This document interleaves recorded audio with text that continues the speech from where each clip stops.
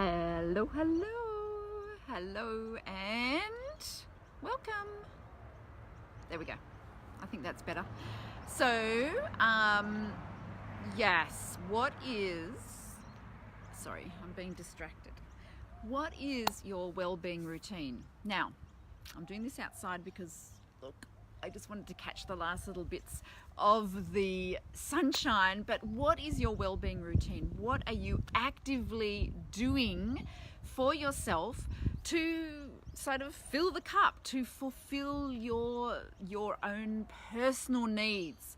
That's what I want to explore today with you. So let me know in the comments if you're here, where you're tuning in from, and what your favorite well-being routine is. If you have one, if you don't, if you've maybe thought about it but haven't actually taken those steps, then this might be a good place to get some inspiration. So hi, I am Kylie Ansett. I am the alignment whisperer, which means that I help you to get in tune with your inner wisdom, your inner knowledge, that part of you that has all the answers, that knows what the well-being routine is that you need to be doing, and everything else too. I'm coming to you from beautiful Sydney, Australia, where it is early spring and late afternoon, and it's beautiful, as you can see. That's what the sky looks like. Blue. So this is your daily dose of alignment, and I love this topic because I think well-being is seriously such an underrated topic, or misunderstood, or maybe we just kind of don't give it enough weight. That's probably the biggest thing. Now, actually, I hope that the sound is okay, because obviously doing this outside, there's going to be external noises and birds and people and cars. So I'm hoping the sound's okay and I don't have to put headphones on, because I'd prefer not to. But okay, so I have had a well-being routine probably for 10 years or more. I've had it for most of my life. There's definitely been years where that I've let that slip, but the vast majority of the time I have put at least some time aside, and I definitely would attribute that to the fact that I have very good health. I could say been blessed with good health, but I've actively worked towards it, and I would like to show you just how easy it can be to have a well-being routine. So that's kind of what I'd love to explore today with you. So here's one of the things: getting out into the sunshine. Definitely getting out into the sunshine. But probably the biggest difference for me is doing it first thing in the morning. Now, that can be challenging if you have to get up early for work, or you have to get up early for kids. But for me, if it's the first thing of the day, then it's going to happen. And if it's not the first thing of the day, then chances are it's gonna not happen. Or it's far less likely to happen. So I really do make a conscious effort that the mornings, at this stage in my life, I don't have little children. I work for myself, so I set my own hours. So I've kind of arranged my life to really be able to fit this in. And I often have clients who want to come and see me sort of earlier in the morning, and I'm just like, nope, not making bookings, not taking any bookings early. It's gonna be after, after 11 o'clock. That's like my earliest appointment, because that gives me a very luxurious multiple hours in the morning to not only do my own well-being routine, but also some of the other just bits and pieces, so that I can be in a really good space to serve my clients. So I like to serve from that space of complete openness, and not feeling like pressure or stress, or that there's other things that I want to be doing. So for me, that works. Now, obviously, I do have the luxury. Like I said, I've set my life up. My child is no longer young, so it doesn't need my early morning attention. So that, definitely makes it easier. But okay, so first thing in the morning, if possible. But it's not always possible. Like, I get that, right? I get that first thing in the morning doesn't always work. But let's say that's the goal. That's the goal if it can work. But if not, then at least at some point during the day. But what do you do for your well-being routine? So that is a question that you need to ask yourself. I think each of us, I am such a believer that we all have the answers to any of our questions, especially these very personal ones, these very specifically unique ones. Like, if I could dictate to you what my well-being routine is, but that's not going to fit in with you, like, for many different reasons. You know, that's not how it's meant to be. I can give you some inspiration about what I do, and you can give me inspiration too. 100% of what I do has been inspired by others, but then I've picked and choose. Yeah, I like that. No, I don't want to do that. Yeah, I'm going to add that in, and then I'll try it for a while, and then maybe I don't like it anymore, so I stop doing it. This is all about being in alignment with your inner wisdom, okay? So I always touch my heart when I say that. I don't know if you've noticed that, but every time I make mention of your inner wisdom, I always touch my heart, because for me, that's where I feel it. That's where it's coming from. The heart chakra, that center here, this is where that wisdom's coming from. So tuning into that, and you can't always see, but that's what I'm doing. Tuning into that is where you will get your answers. Now, we always, it's not like, especially if you're not used to it, these answers may not just sort of come fully formed. So definitely look around you, look to others for inspiration. But when you want to check, is this the right thing for me to do? Like, is this going to fill my cup and kind of replenish my soul and replenish my well-being? Is this the thing? That's when you tune into your inner being, your inner wisdom, to get the answer. So I'll let you know some of the things that I do now and that I have done in the past, because here's the thing, it changes.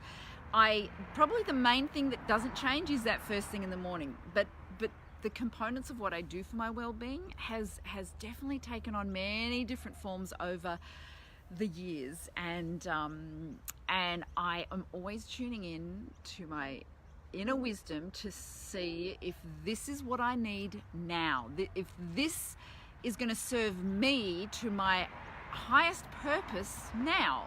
And if it is, I'm going to do it, and if it isn't, obviously I'm not going to do it, right? So you need to do that for yourself as well. Okay, so some of the things that have been in my, I'll tell you what my routine is now. So now my first thing after I got to feed the kitty cats. So I've got to feed them because they demand attention. And so, like, I spend about 10 minutes just after I wake up, just, doing a few little things like that. Wash my face, that kind of thing. Then it's meditation. So for me at the moment, I'm putting a lot of focus on my meditation practice. I don't do it for long. I'm actually only doing 10 minutes at the moment.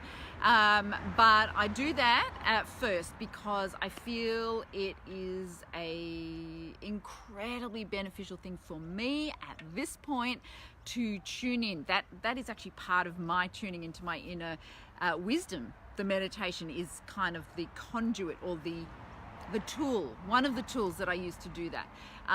So that's the first thing. Second thing will often be yoga. So again, I don't do it for too long. Like, half an hour I wouldn't even spend half an hour. Often it's just 15 minutes, and sometimes it's just 5 minutes. But I have my yoga mat, I do some stretching, I feel what my body needs for that day. And often it's like a couple of salute to the suns. And yeah, so there's that one. So some yoga, some stretching. Now after that, at the moment, what I've been doing is my live stream. Now, before I was doing that after breakfast, but the last few weeks I've been doing it before. So again, I'm playing with it. So getting straight into the live stream, because at that point I'm fresh, I'm often very inspired, I'm often, there's thoughts that have been bubbling around in my head as I've been doing the yoga practice. I'm ready to share, I'm ready to put my message out there.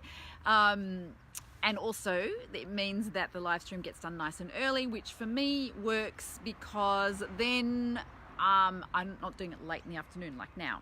which doesn't matter. Like, it doesn't really matter, but anyway, just one of those things. So I call that my messaging. So basically, sharing with the world, with, you know, Facebook, with whoever is open to it, with whoever needs to hear it, sharing something from my heart. Now, for me, this is a good tool for do that through Facebook live stream, and no doubt you've been seeing me popping up. Kylie Answered is going live now. I'm doing it on my personal profile simply because I know that that's where more people are going to see me. And clearly, if they don't want to see me, they just flick it or ignore it. And if they do want to see me, here I am. And so I guess you're getting a bit of a feel for what the feel for my message is. And I know that there are people out there who are responding and want to hear this. So this is a place to do it. So that's often the next thing. Then I'm been doing a training in my group. This has just been for the last week or so. I've been doing a training, an in-depth training. So that is the next thing. Now, after that, I usually wait to eat as late in the day as possible. I mean, not real late, but breakfast for me, the time when I break my fast, is usually around 11 a.m. And I kind of try to go as long as possible, just because I like to have that long period where my body's not digesting food. So I stop eating, like, hopefully if I'm organized, about 6 o'clock the evening before, and so then it's about 11 o'clock by the time I break my fast. But so one of the other things that I like to do is to listen to something inspirational, motivational. Now, YouTube is my go-to for that. There's just, like, you know, there is a wealth of incredible stuff on YouTube. Also, other people's Facebook lives. I like the audio. For me, that works better than reading at the moment. In the past, I've been a massive reader, but at the moment it's listening. And I'll often listen to that while I'm doing my yoga. That can often be the inspiration for my messaging that happens later. So that at the moment, okay. And then the next thing is my breakfast, because by then it's often about 11 o'clock. That's like at least a few hours. And I like to eat that in the sun, and I'm blessed that I have a spot in my back courtyard where I can sit in the sun and eat breakfast. So that's kind of like, it feels like I'm on holiday every day. Some of the other things, obviously, that have been included, when I say obviously, because at other times I've done a lot more exercise. So I've got a rebounder, and at times I would do the rebounding more than the yoga. At other times I would actually go for a run. At other times maybe just a walk. And I think as the weather's getting better, there's going to be more of the walking included. So something a bit more physical, a bit more aerobic than just yoga has often been, I've been called to do. One of the other things is writing. So I've written several books, and when I'm in the stage of writing, I often do that first thing. So that was replacing the meditation for the times when I was really focusing on writing my books, because I wanted that to be the first thing I did. But if not writing books, then writing my message, like similar to what I'm doing a lot more focus on live stream now. So I found writing was a good, very cathartic, could be kind of help me with focus and setting my intention for the day. But sometimes I will do those things later in the day as well. So, you know, I have 2 wellbeing sessions in the day. How lucky am I? So those are probably, I know over the years there have been many other things I've included. There's been, I've done a lot of Buddhist practice in the past, where I've done visualization and mantra repetition and prostrations and these kind of things. So there were many years where I was doing that. I have also done other mindset practices, like a lot of like focusing and goal setting and intention setting and so on. So I've done that in the past. Yeah, so I guess I would love to hear the kind of things that you are doing to fill your cup, to fill your soul. What is it that you're inner wisdom is telling you you need. And if it's telling you you're needing it, are you doing it? And if you're not doing it, then that is kind of like the biggest danger signal, because if there's a message for you to do that and you're not doing it, then that's ignoring your inner wisdom, and that is where, that's danger zone. That's where we do get burnt out. That's where we do feel that we're always giving, and it's entirely down to us. Like, you can be the most giving person in the world and serving others and have, a family with demands, children and husbands and all the rest of it. So long as you make some space for yourself, then it's a unlimited. It's an unlimited ability to give. But if you are not creating that respect and sacred space for yourself on a daily basis, then burnout is like, you're almost 100% guaranteed that will be the end result. So here's the thing: how much time doesn't matter. That is something that is key, and something that I have found out. Like I have the luxury of being able to spend 3 or so hours on my well-being routine. So hey, yay me! But I know that's not the way it is for most people. So don't worry, because even if you only spend 5 or 10 minutes, yes, as little as 5 or 10 minutes, it's the dailiness of it, it's the consistency of it, it's actually saying, no, this is my time. It's not the length of time, it's just that message that you're actually doing it. That's what's important. So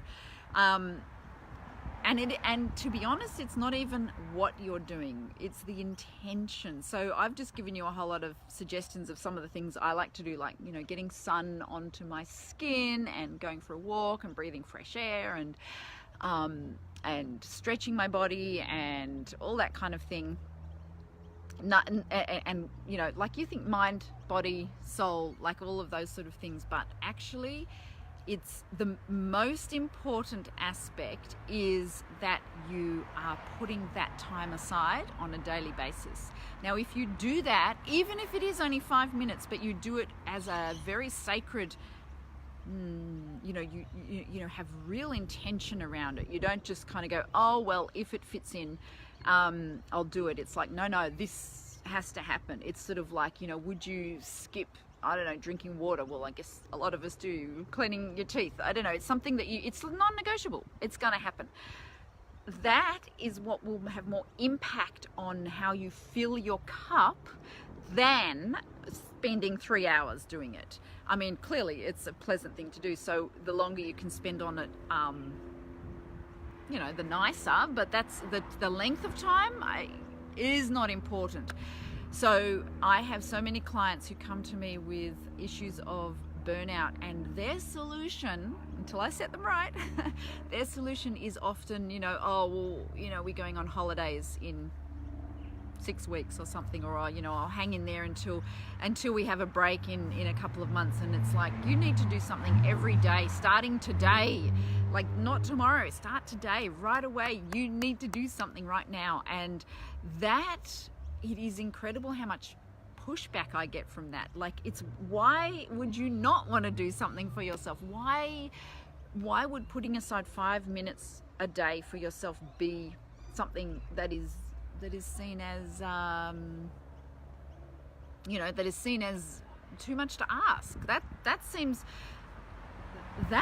is actually the problem, right? That is the problem, because if you can't even find 5 minutes for yourself and see that as a priority, then you really are not respecting your own needs. And that's the reason that you get burnout. That's the reason that your body has illnesses, and there's resistance in a lot of what you do. Whereas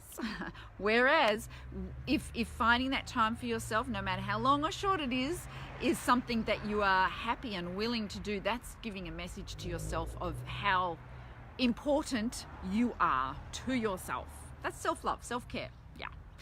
Okay, so I hope you have been inspired, picked up some ideas, I would love to hear what you are doing for your well-being routine.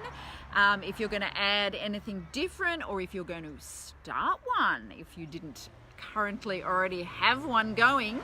Yeah, I'd love to hear about it. So let me know in the comments below, and I will look forward to speaking to you next time. Bye.